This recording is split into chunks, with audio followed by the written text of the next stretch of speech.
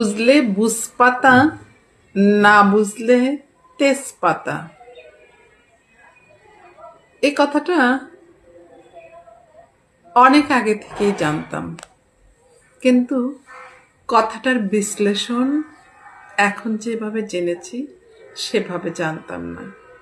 জানি না আপনাদের কার কি মতামত, তবে মতামতগুলো কিন্তু আপনারা কমেন্ট বক্সে দেবেন যে কে কিভাবে বোঝেন এই কথাটা। উম, মানে তো বুঝলে বুঝপাতা মানে বুঝলে যদি কোনো ভালো কাজ, ভালো জিনিস কিংবা খারাপটাকে বুঝতে পারেন, তাহলে সেটা হলো বুঝপাতা হয়, মানে ভালো, মানে ভালো কিছু হয়, ফলাফলটা ভালো হয়। আর না বুঝলে তেজপাতা। তো না বুঝলে তেজপাতা কেন, মানে ফলাফলটা খারাপ হয়, সেই দৃষ্টিকোণ থেকে তেজপাতা। তো তেজপাতাটার ব্যবহারটা কীরকম?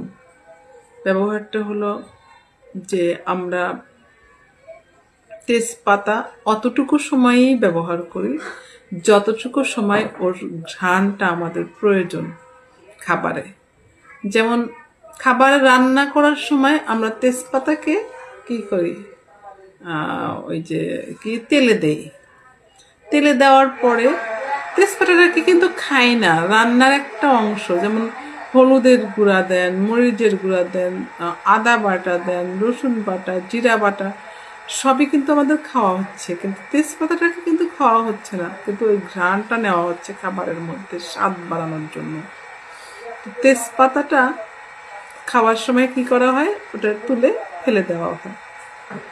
তা ওইটা ঠিক সেরকমই কিছু মানুষ আছে, আপনারা আমাদের জীবন চলার পথে আমাদেরকে ওভাবেই ব্যবহার করে।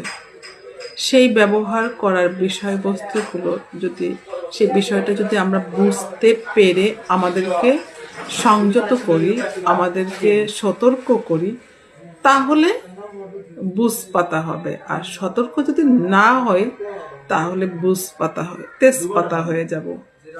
তো তেজপাতা হওয়ার আগেই আমাদের সংযত হতে হবে, সতর্ক হতে হবে। মানুষ আমাকে কিভাবে ব্যবহার করছে, মানুষ আমাকে কি করে কিরকম চিন্তা করছে। বিশেষ করে আমরা যারা মেয়েরা বাইরে কাজ করি, কিংবা এই যে ফেসবুক প্ল্যাটফর্মে বলি, যেখানেই হোক কাজ করি, এখানে মানুষ অনেক অনেক কিছু ভাবে, অনেকে অনেক কিছু চিন্তা করে, কিংবা অনেকে অনেক কিছু দূর